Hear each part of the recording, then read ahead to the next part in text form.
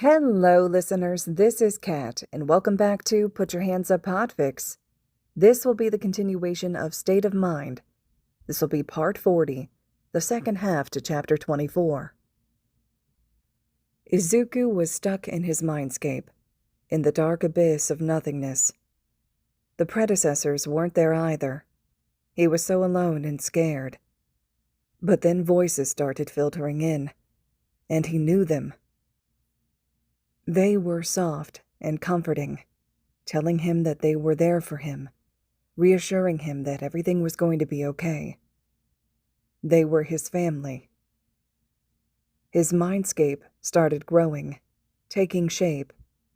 The inky cavity of his mind began gathering light. A plane of bright yellow spreading above, interspersed with lighter yellows and neon orange. He heard Shoto's voice, and the area beneath Izuku undulated, hills and valleys forming to stretch on forever. Perfect grass and varying shades of neon coloring them. He heard Hisashi singing comfortingly, a song about not being alone, about Mike being there for him. And fields of pink roses burst out of the ground. Izuku ran through them, arms out to his sides, the beautiful fragrance of the flowers filling his nose. He dropped backward into the flowers to look up at the sky, roses all around him. He breathed in deeply, so glad that it wasn't an abyss anymore, so glad to know that he wasn't alone. The more voices he heard, the stronger Izuku felt. Sakura trees grew, their petals endlessly blowing through the air to brush softly against Izuku's skin. The sun brightened, illuminating everything. A small, shining lake formed, and he took a dip. He heard so many different voices: Tokita, Aizawa, Mike, Shoto, Yagi, Amajiki, Night Eye, Ida, Ochako Kirishima, Su, Momo, Tokiyami, Sato, Sero, Kaminari, Fatgum, Eri, Shoji, Jiro, Ojiro, Hitoshi, Koda, Ayama, everyone in the class, and so many more. They were all there for him, all promising him that he wasn't alone anymore. He didn't know how long he'd been asleep, but he did know it wouldn't be for much longer. He was ready to wake up now. So he did. It was difficult at first, and he couldn't keep his eyes open for very long, or speak, but every time was easier, until finally, he didn't immediately fall back into his mindscape. He opened his eyes to penetrating light, a figure moving in front of it. A deep voice said something, and Izuku blinked upward in confusion. Black hair and hunched shoulders. Izuku's voice did not seem to be wanting to listen to his brain at the moment. But it didn't matter. The figure dropped forward, wrapping strong arms around Izuku, burying his face into his shoulder. Aizawa leaned back, keeping a hold of Izuku's shoulder. Don't worry about talking right now, okay? I'm going to go get a nurse. Aizawa released him and stood up, hesitating at the door, one hand on the handle as he looked back at Izuku. A strange, pained expression in his eyes. Izuku blinked lazily at him, his brain slow to respond to anything. Love you, kid, Aizawa said, and Izuku's eyes widened in surprise. Before the words had even fully registered, Aizawa had left. After that, a lot of tests were run, and Izuku fell asleep multiple times, absolutely exhausted, despite how much sleep he'd gotten. The next day was just a lot of tests and more sleeping, people talking to him without fully comprehending what they were saying. It wasn't until the third morning of being awake after his coma that he started to feel like himself again, and people were allowed in to visit him. When he woke up, the next morning, Shoto was there, and as soon as he saw Izuku's eyes, he practically dived into the bed, pulling Izuku against him desperately. Izuku leaned his head against Shoto's, sighing contentedly. Guess I kinda lost my mind, huh? Shoto leaned back, blinking. Did you just... Izuku.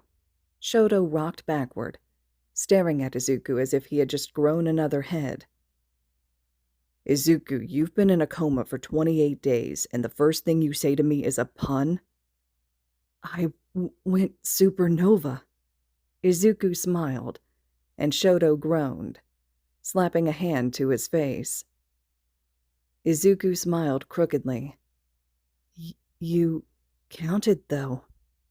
Speech was still a bit difficult for him, but he was getting better.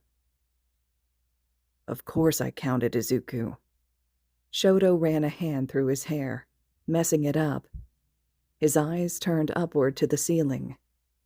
But beautiful, Izuku murmured to him, and Shoto looked back toward him, lips parted in surprise, and a light dusting of pink across his cheekbones.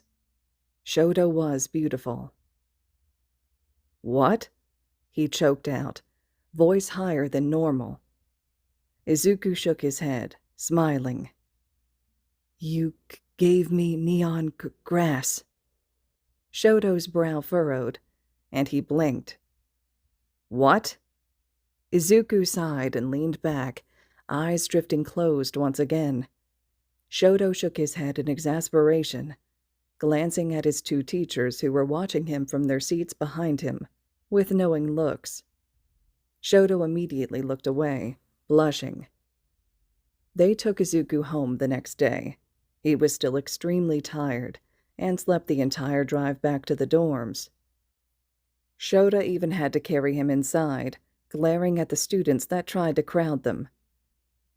I've got him, Sho. You go on to our rooms, Hisashi said, freezing when the entire room went silent, turning away from Izuku to look at Hisashi as he realized his slip-up, calling him Sho instead of Eraser, like he always did in public, saying our rooms. Oops, he voiced weakly as the students immediately began bombarding him with questions. Shota smiled at him evilly, leaving him to the wolves as he left, walking down the teacher's room's hallway.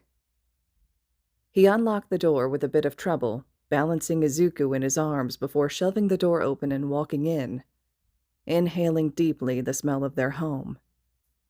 He'd spent so much time in the hospital recently, and he was looking forward to just sleeping in his own place for more than 30 minutes.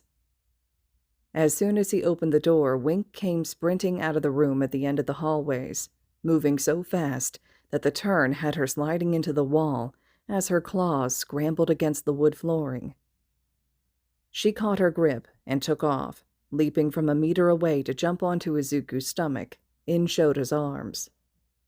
Shota grunted at the impact, noticing a small head peeking around a doorway, a taller blonde exiting the room behind her, with a huge grin on his face. She was dressed in a neon pink dress with a flared skirt. Her hair was down but had neon ribbons laced through it, and she wore a familiar yellow scarf around her neck. She had picked up Izuku's love for bright colors, always wanting the ribbons in her white hair. He's back, Togeda said excitedly to Eri. But he's still asleep, she whispered, as if it was a secret that she thought no one else had noticed. Shyly walking forward, Togeda guiding her with one hand on her back. In his arms, Izuku shifted, his head turning, half-lidded eyes seeing Eri, a smile slowly growing across his face. Hi, Eri, he whispered. The girl's red eyes widened to resemble dinner plates, and Shota carefully set Izuku down, the boy sliding onto his knees, Wink laying on the backs of his folded legs, head shoved into the small of his back as if she had to be as close as possible. She'd missed him too. Eri hesitated, stopping in the middle of the hallway, watching Izuku, as if she thought he might disappear. "Come here," Izuku said, voice thick and without a stutter for the first time since he had woken. And the moment broke. Eri practically left the ground with how fast she ran forward, tackling Izuku so hard that he fell back onto Shota's legs. Her arms wrapped around him, and she screamed. She was crying, great heaving sobs against Izuku's chest as he held her tightly, rubbing her back and singing something softly into her ear.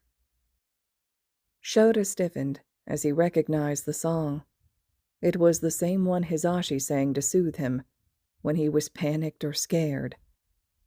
The only time he knew of Hisashi singing that to Izuku had been during his coma. The implications of that were painful. Togeda didn't move from the hallway, his eyes swimming with tears at the sight before him. "I know it hurts. It's hard to breathe sometimes," Izuku sang, almost too quietly to hear, and goosebumps raised along Shota's skin. "These nights are long. You've lost the will to fight." Hisashi entered the room behind Shota, talking animatedly. Shota shushed his husband by tapping his knuckles against his arm rapidly. Hisashi looked at him in confusion, and Shota nodded to the kids by his feet. Hisashi looked down at them, blinking, and then the soft song reached him, and he stumbled back in shock, inhaling sharply. Shota grabbed him, pulling him against him. "Sho," he whispered, stunned. Shota nodded. "You are not alone. I've been here the whole time, singing you a song." Hisashi grabbed onto Shota's arm, tears already streaming down his cheeks as he watched and listened. "I will carry you. I will carry you." Eri's sobs lightened, and she leaned back, looking at Izuku.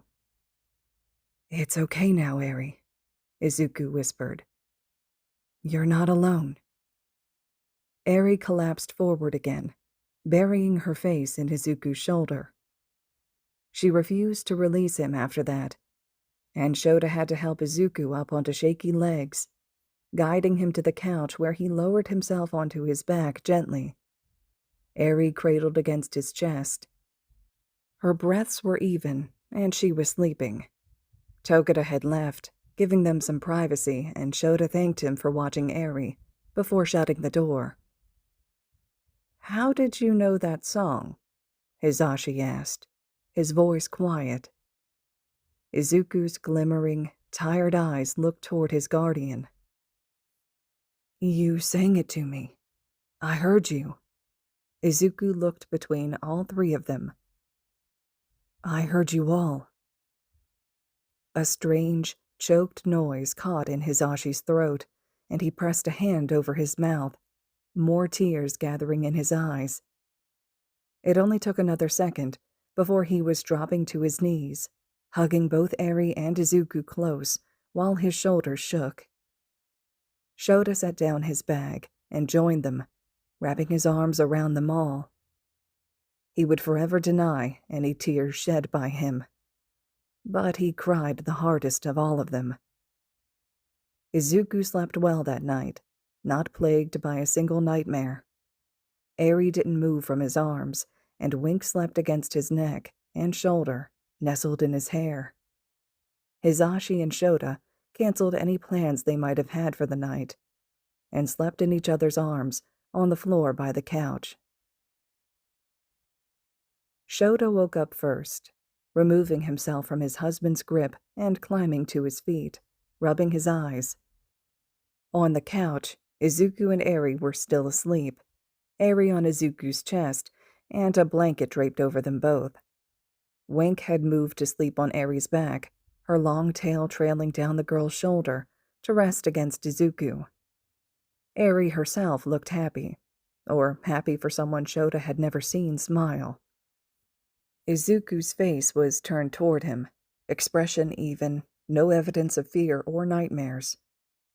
Shoto didn't think he'd ever seen Izuku get restful sleep before this, and he sighed, turning to see Hisashi. His husband was on his side, arms out from where they had been around Shoto, and his knees bent slightly. He didn't use any of the pillows surrounding him, his head instead resting on the ground. His long hair was an unbrushed mess, some of it moving with his even breaths as he slept, and the rest of it all over the floor. Shota's heart panged at the sight of all of them. What had his life become, that this was his family? He was lucky. Everyone else woke up once the coffee Shoto was making started percolating. Nothing had changed about Izuku's love for coffee, that was for sure.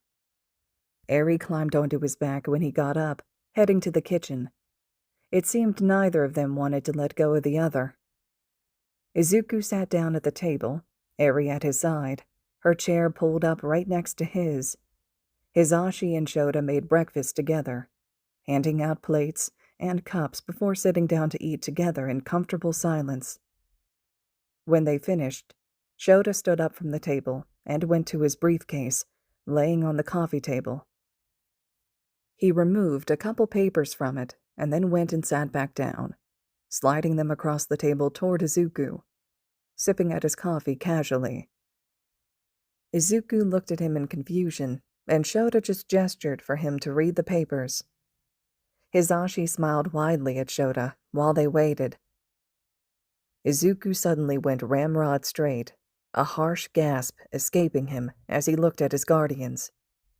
Both of them were grinning. What, you're... He stuttered, and Hisashi nodded excitedly. We wanted to make sure you were okay with it before we finalized the paperwork, Shoto explained flatly. Okay, Izuku shrieked, looking down at Eri, who was watching up at him in confusion. I...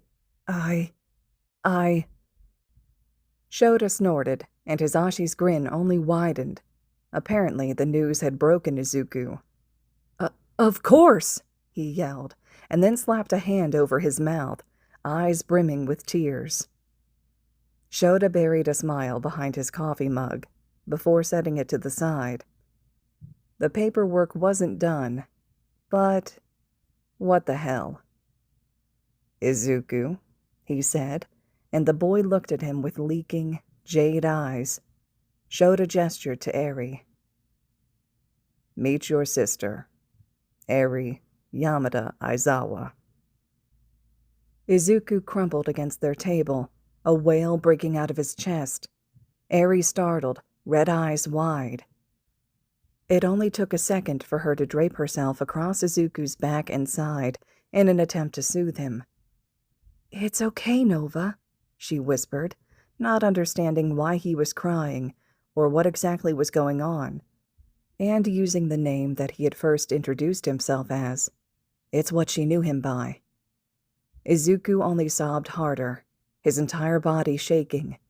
Eri looked determined, wrapping small arms around him and pulling a hand through his hair in the same way that Shoto did for her when she woke up from nightmares about Chisaki.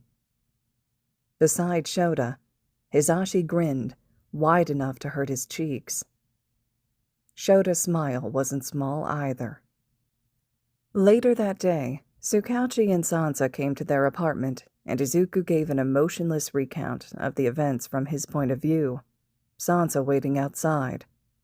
Shoto listened, doing his best not to interrupt, though he did have to get up for a glass of wine when Izuku mentioned the bomb, only growing more and more concerned as the story went on, until finally, Izuku got to the new development of the quirk that had saved his life. He lurched up, out of his seat. I think he was the fourth holder, Izuku was saying. He had a self-healing quirk, but the drawback is that every time it's used, it takes time off the end of your life. You are not to use it, he yelled. "Do not use that quirk. Understand?" The corner of Izuku's mouth lifted. "I know." Tsukauchi raised a brow at Shota, who sat back down, grumbling to himself. "How much time did it take off with this usage?" he asked after a moment. Izuku looked down at the cat in his lap, stroking her along her back and tail. "He said at least a couple years." He finally sighed. This boy was going to make Shota's hair go gray, if he didn't rip it out first. There wasn't much left to tell after that, and Izuku finished, and Sansa returned to the room, looking thoroughly disturbed by whatever the students in the common room had put him through. Tsukauchi and Sansa wrapped everything up, welcoming Izuku back after his coma. Shota handed Sansa the adoption paperwork, knowing the man, cat, person would take care of the rest for them. He had the first time. Shota looked down at Izuku where he was on the floor, playing with his quirk with Eri, pretending that it was some sort of magic trick when he made things disappear and then brought them back. Eri was completely taken in by it, big eyes shining with childlike innocence. Shota's soul swelled with warmth. Izuku was behind on classes already, but the teachers and Nezu all agreed that 1A could take the day off and have a chance to spend some time with Izuku. He knew that it would benefit them. Their grades and performances had all been declining since Izuku's coma. They needed time with him before they all came back. They were all waiting on him when he entered the common room on his own 2 legs for the first time since he'd walked out of it the morning of the fight. They were all playing some PlayStation game, 4 of them leaning forward in intensity as they spammed buttons. Shoto saw Izuku first, scrambling out of his seat and leaping over the heads of Tokiyami and Shoji and diving at Izuku. Izuku caught him, arms around his waist. "I missed you so much," he practically groaned, shoving his face into Izuku's hair. "He did." Tokiyami nodded solemnly, Izuku watching them from over his shoulder. "He's been moping around this place for a month," Bakugo snarled. "We had to raise the thermostat because he kept freezing things," Shoji said. "Just kiss him already," Ashido yelled, and Shoto tightened his hold on Izuku as he blushed. "We're so glad you're back, bro." Kirishima set aside his controller, approaching Izuku with a sharp smile, lifting a hand and looking at Izuku questioningly. Izuku nodded with a small smile, and Kirishima grinned, setting his hand on Izuku's shoulder. The rest came over, finding a place in a rapidly forming huddle with Izuku and Shoto in the center. Izuku was smiling, and he ghosted a kiss across Shoto's cheekbone in a daring move. Everyone left the huddle pretty quickly when Shoto burst into flames.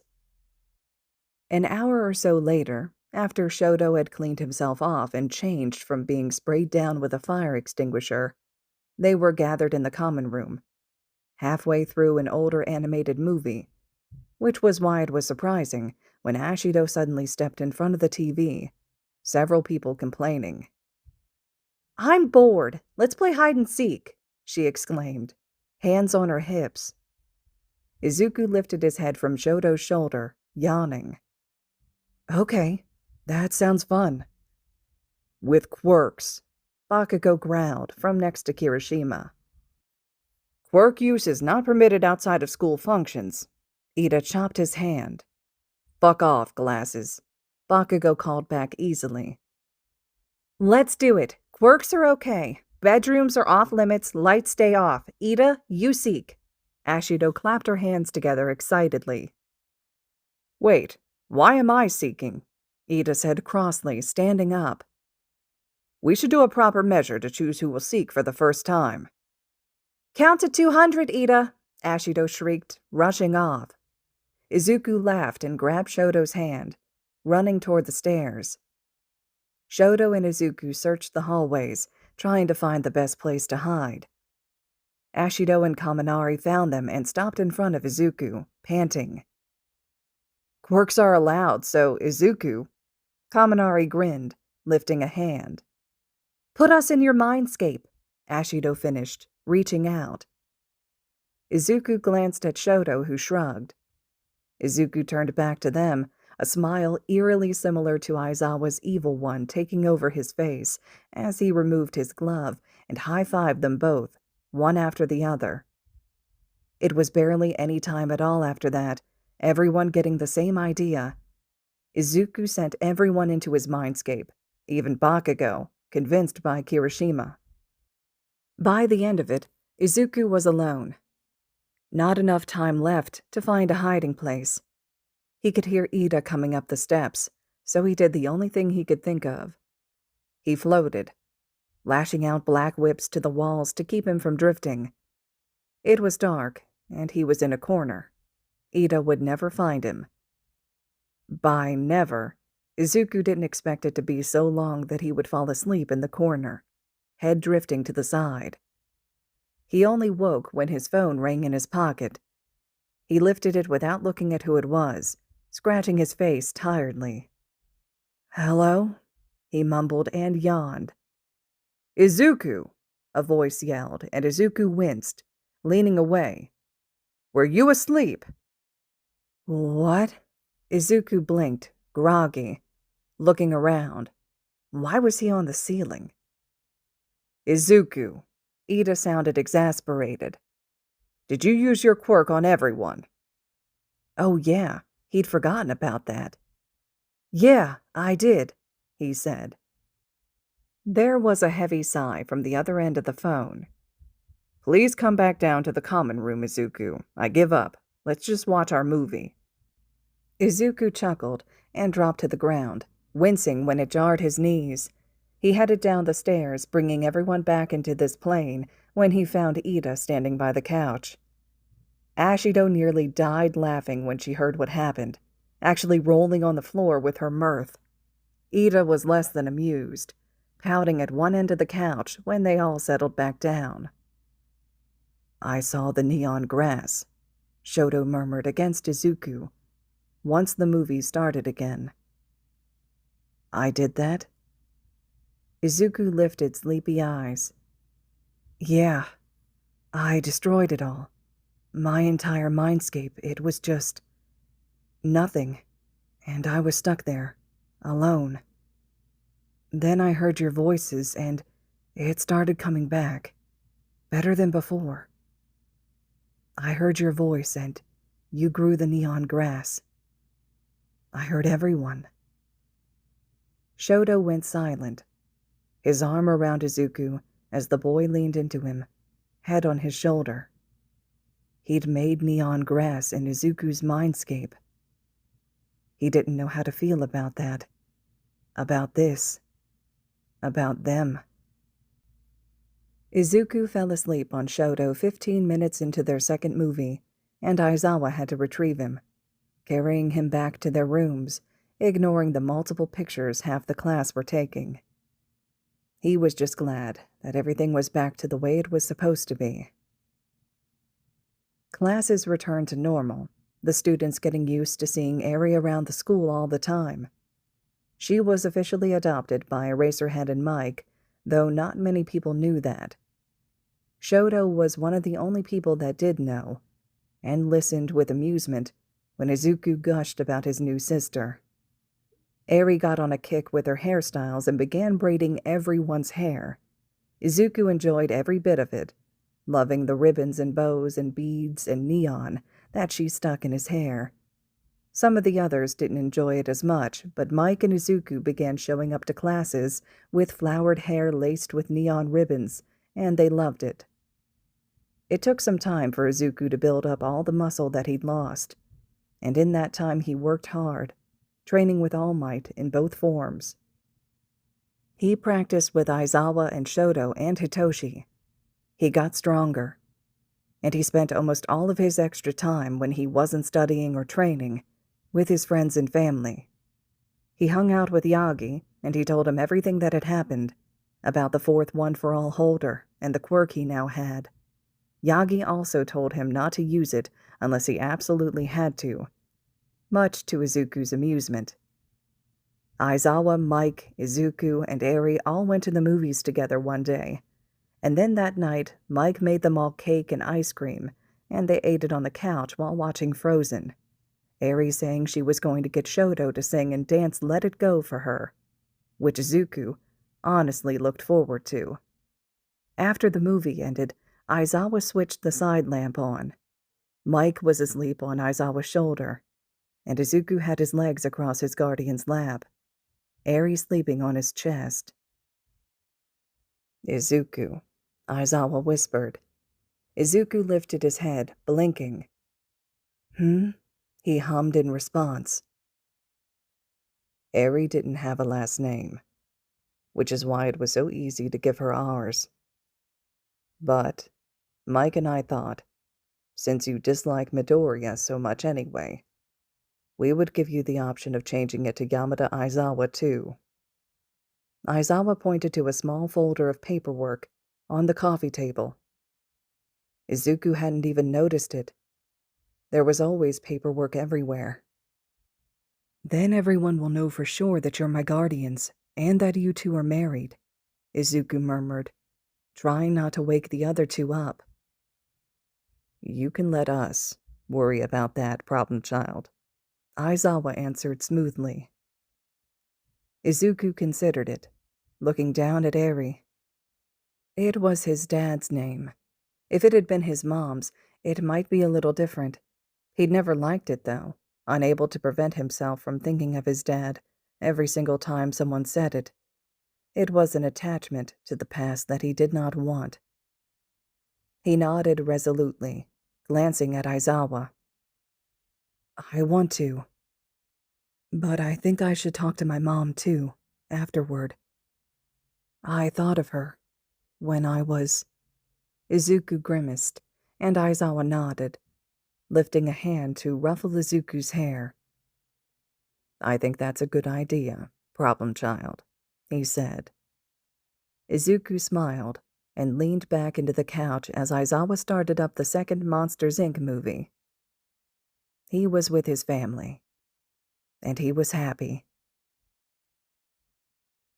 All right, listeners, this concludes Chapter 24 of State of Mind. Chapter 25 will be up next. I'd love to hear your thoughts and reactions to everything so far. Drop your comments below to let me know what you're thinking of this chapter. A lot of fluff taking place, a lot of positive emotions, definitely emotional on the side of Izuku finally waking up. So a lot of reconnections, especially with Class 1A getting the chance to see Izuku again, as well as Eri. So some really heartfelt fluff moments throughout this chapter. So let me know what you think. And just as a reminder, the fic is located on AO3. So if you have that chance to leave comments, kudos, and support to the original author, I'm sure it's much appreciated. And as always, thank you all so much for listening.